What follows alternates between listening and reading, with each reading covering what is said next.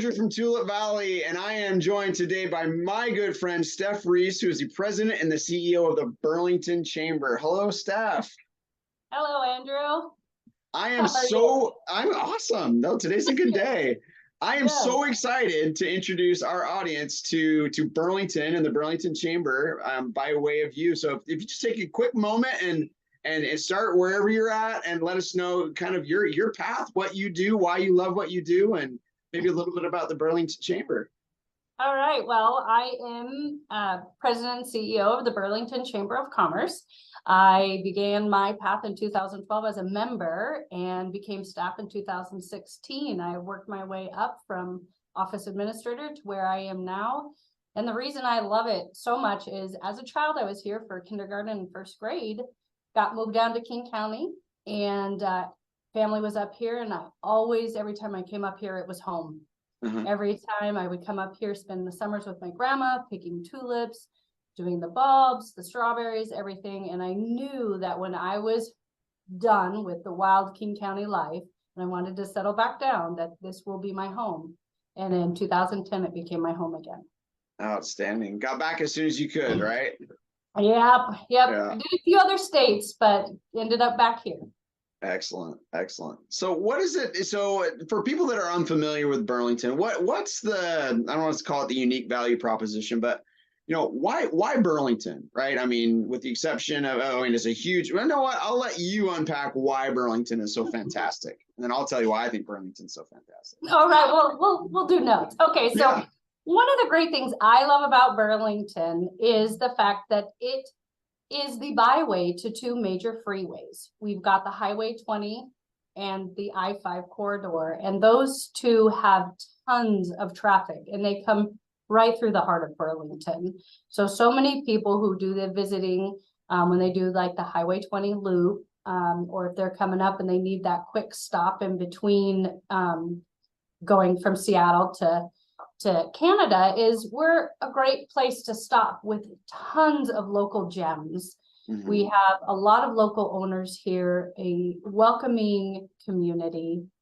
And it's all about, we love referring to, the next door restaurant, or there's this little cafe up here, or there's a great little shop down there to stay at, or to shop at. And we have 20 minutes away from, I think, everything. So from the mountains, the sea, and that's what I enjoy about Burlington. Yeah, and it's a great place to do business. I think I would put that out there, right? The infrastructure, the investments that the city has made in internet and roads, and it's and local fiber. Yep. And it gets a bit of a bad rap, and I'll just throw this out there because people are going to notice it. I like to say there are parts of Burlington that are trying to be Linwood as fast as they can, but we've kept that contained, right? That is that if you blink and it starts in Mount Vernon and it goes through, it's like, what are those big box stores? What are, and then you get back out into this amazing. So of the 26, I think miles of north-south on I-5, with the exception of this little blip, but that actually adds to the quality of life here for so many of us in Skagit County. And I think that's Burlington is the envy of a lot of other places. It punches above its weight in terms of both retail and services, right? I think that is a place where we talk about density, and we're being intentional about where we're putting some of the necessary commerce, right? And huge opportunities for potential development and growth with whatever ends up happening with the mall or some of these other things. And so I think there's a lot to be said for the future of business in Burlington. But like you said, it's rooted in agriculture, right? That's what put Burlington on the map. And of course with the Tulip Festival, it's a well-known fact, and I'm speaking with our good friend Cindy Verge here shortly, that we try to move as many of our Tulip guests that are coming into the valley onto Highway 20 and keep them off of McLean Road, right? And so for those that are coming to visit, you are going to see Burlington, even though if you put in your GPS a farm, with the exception of Tulip Valley Gardens, they're all going to show up with Mount Vernon addresses, but you need to go through Burlington to get to those farms. And just because, as Steph mentioned, that's Highway 20 is and I-5 are designed to move hundreds of thousands of cars, and maybe some of our country roads are not. So yeah, and we have a great visitor center here in Burlington, yes. And we have tons of we work with Cindy Verge at the Tulip Festival to be able to make sure that we have the most updated information. We have directions to all of the fields, and we have that all readily available here at the visitor center, just right off of Old Downtown. Right, and also a lot of people, if they hop on online and make reservations to stay for the festival, they're going to be directed to hotels that are in Burlington, yes, and around, and a lot of those are chain hotels, so you know what you're getting, and it's going to be clean. And then we're hoping people also check out all of the, like you mentioned, these pocket restaurants that are owned by our friends and neighbors that really have some incredible food and experiences. But the chamber, so being in Burlington, you also, by virtue of geography and that agriculture, include both the Port of Skagit and out into Edison and up into Chuckanut. So I'm hoping we could talk for a minute about just what you've seen in terms of the value-added agriculture from a business perspective. We're becoming more and more known. Yes, we're known. People know us for the tulips, but they're also getting to know us for value-added grains and distilleries and farm-to-table restaurants, but much of which falls within your geographic purview and a personal passion of yours as well. Yes, absolutely. Yeah. So yeah, we do have a Port of Skagit, and in that area we have many value-added ag. Yeah. Value-added ag. We have, like you said, grains. We have rich soil. We have amazing, perfect winds and weather for more than just one or two agriculture, or not agriculture, sorry. See, pause, skip. Will do. The combination of industries, is that what you mean? Yes, yeah, crops. Yeah, so yeah. crop. Mm-hmm. Yeah, with how our crops are, I mean, we have what, 80 different crops here in Skagit County? Of commercial significance, yeah. Mm-hmm. Absolutely. So it's more than shopping. It's more than tulips. It is about the potatoes, the berries. Tulips are a couple months out of the year, and what Skagit Valley has to offer is year-round reasons to come here and to visit. It's great to be able to get your feet wet by coming and tipping your toes in the tulips and cuddling cows, but it's also a great idea to come back. Yeah. No, come back and be able to do the other things and see the other things, go to our local farms, go to all the other places that we have in the area that really make this a unique area.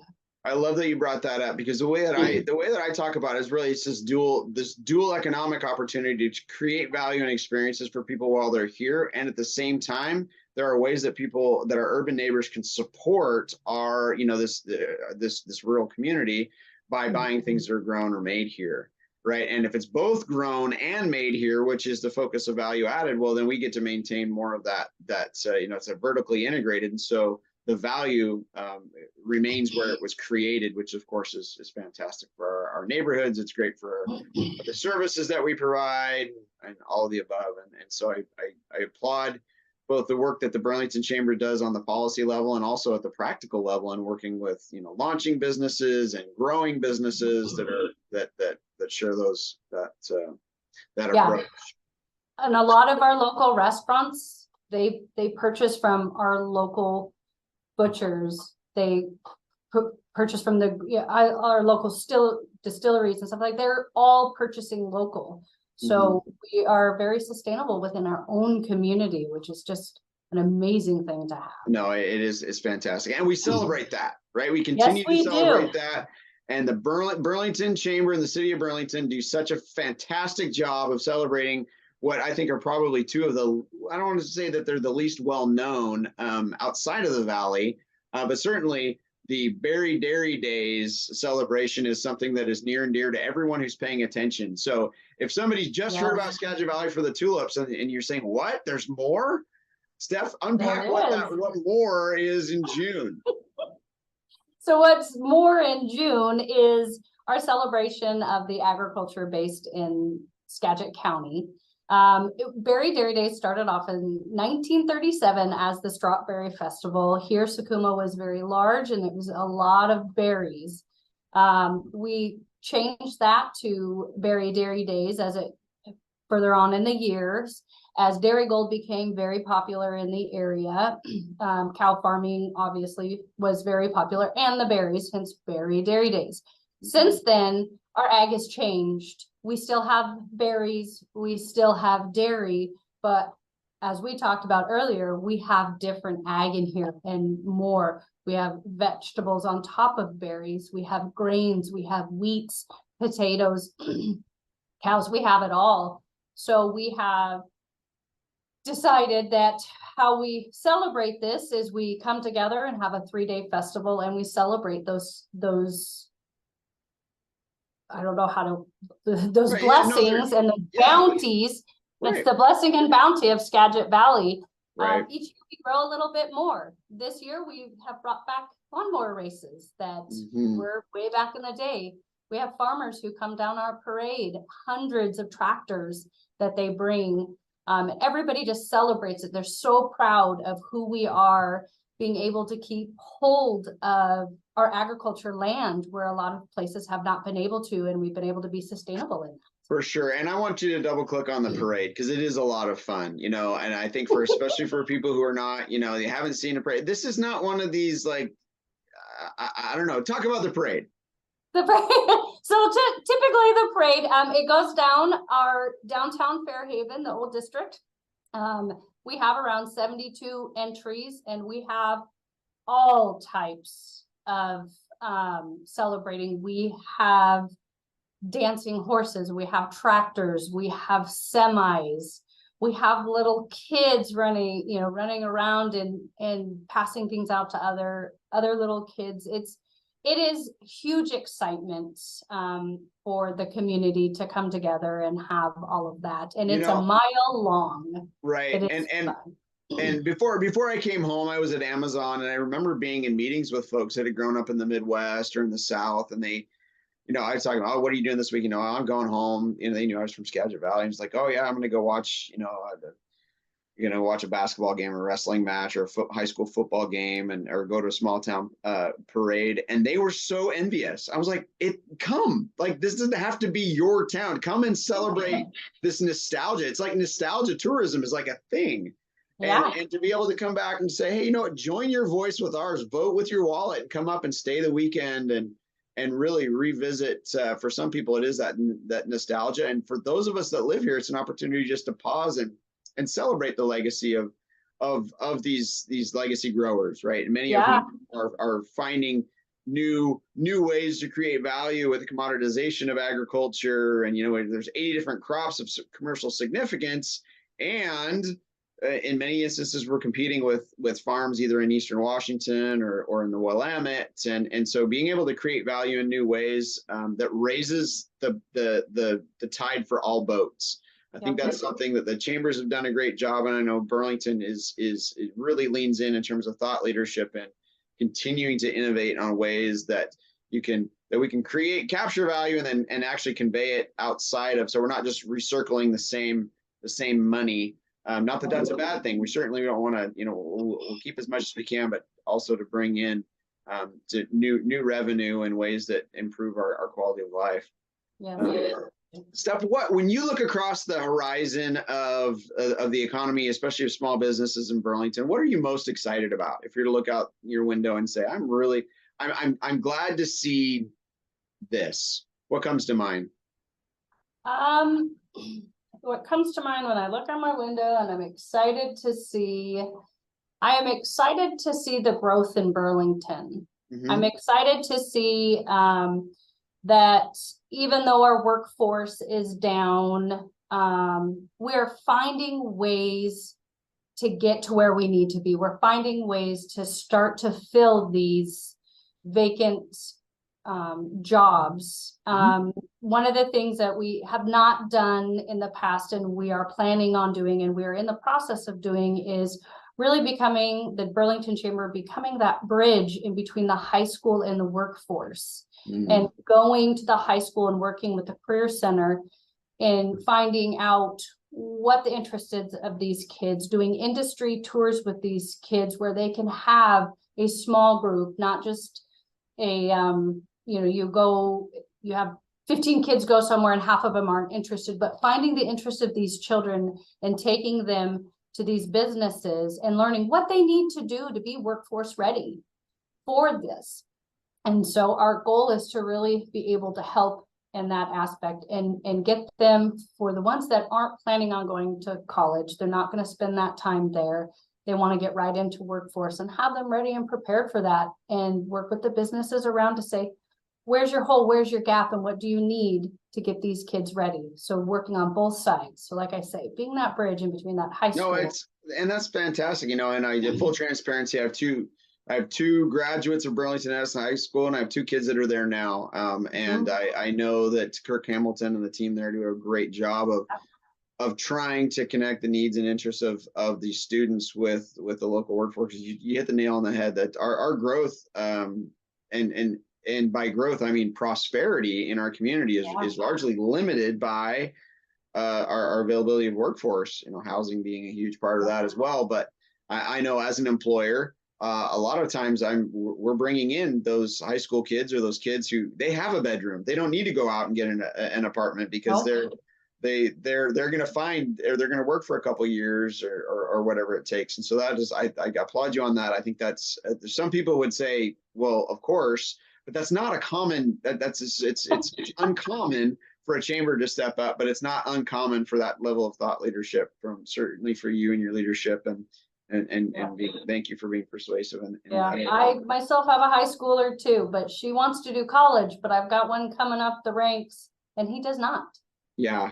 Zero desire. And he's like, well, I don't know what I'm going to do. So I think that it's time for us to help the chamber and the employers and the businesses here. We can help. We can be that bridge because, what do they say about the many hands will make light work, for sure. Yeah, many hands make, but it takes a village. In this case, it takes an entire city and community writ large. I think that's absolutely true. And it's we all benefit from it. And at Tulip Valley Farms, we talk about setting a bigger tulip table, and basically saying if there's just one thing that everybody's thinking about, it's tulips. However, we're committed to trying to figure out that, there are family businesses. There are kids in high school with ideas that can grow into businesses. They start as 3 to 5 person businesses, and then they grow into 35 or 3,500 person businesses that are consistent with our values here in the Valley, in different ways that we can capture and convey value. That's an exciting thing. Yeah, they are the upcoming entrepreneurs, business owners, CEOs, and we've got to make sure that we're there for them. I know, and it was interesting. I remember in a former life, I did work in economic development. I remember working with a business that wanted to relocate to Skagit County, and they said, "Well, we really want to be, we want to be in the agricultural community because the kids know how to work hard." And I just kind of had to say, that kind of went out with my generation, our generation. Was some of the last ones where it was okay to be out in the fields. It's like now it's like, what, you work 16 hours a day roguing spinach? Or of course the row, the hours get longer and the rows get longer the older I get. But even then it's nowadays you actually have to know somebody who has a farm, and you have to fill out these forms. And I'm going through this right now as we're trying to hire high school students to work Tulip Festival for us.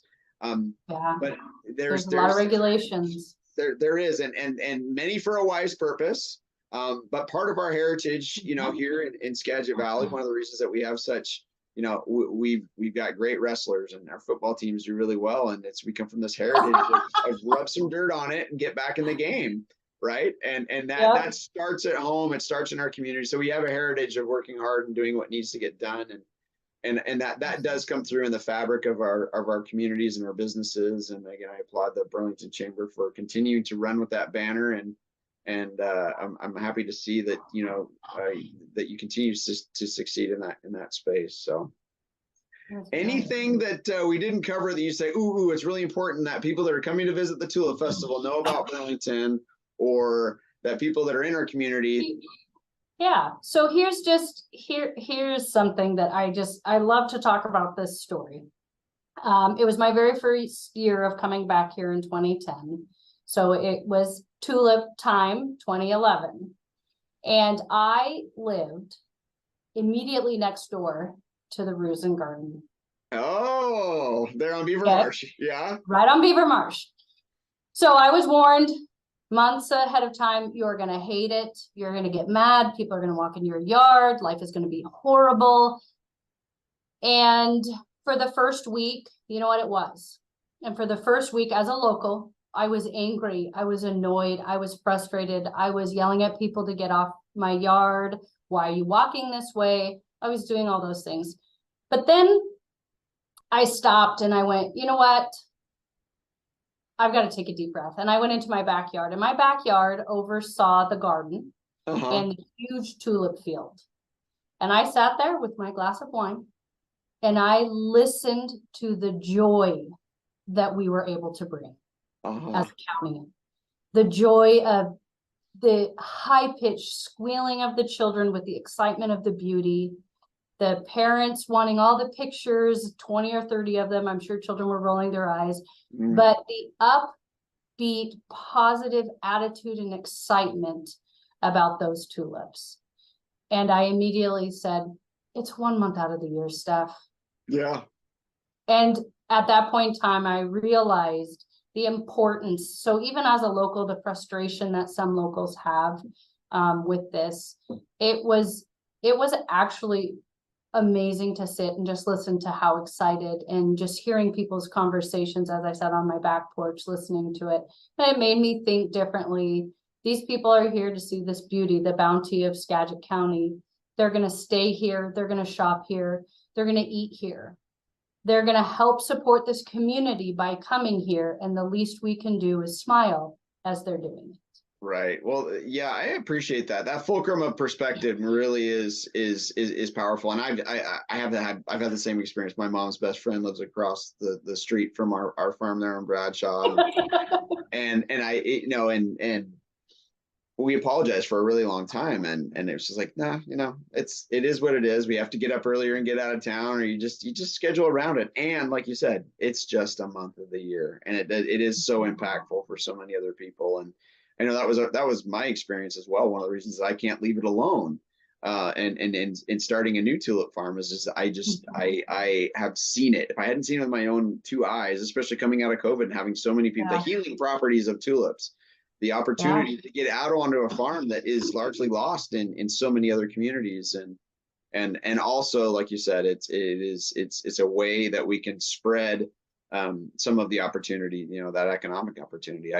It pains me, and it is I want to say it's a Burlington thing. When on Tulip Festival weekend, when I go by and the Costco parking lot and the Target parking lot are full, I think of all of the people that we know. We need to get people out of the Costco parking lot and Target into the parking lots of our neighbors and friends and their businesses, and the chamber, it plays a huge part in that. And so there's room for growth, there's room for opportunity, and like you said, it is that taking a deep breath and saying this is significant. And I think, in a word, for our friends and neighbors here in our community that don't know what the big deal is with tulips, I invite them to come out to neighbors night or locals night, as it's across the farms, and come out and enjoy and see what all the noise is about, and not the honking type of noise. But yeah. Thanks for that story. That's great. Steph, thank you so much. I hope everybody appreciates the value of the Burlington Chamber, and then also that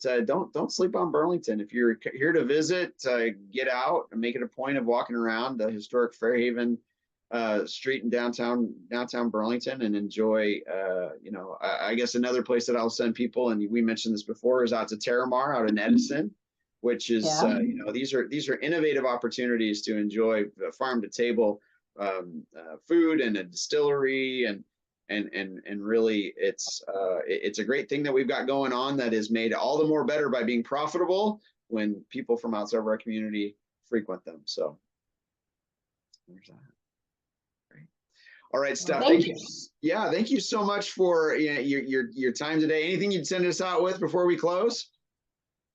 Just come back for Berry Dairy Days, June 16th through the 18th. There it is. Got a barbecue battle, a parade, strawberry shortcake from our local berry people. So yep, it is the most fun that you can legally have in June in Burlington. I will attest to that. So yes. All right, everyone. I'm Andrew, and this is the Tulip Valley Podcast. We were joined today by our good friend Steph Rees from the Burlington Chamber, and we hope that as you make your plans to come and visit us for Tulip Festival, that you include a stop in Burlington. Thanks so much.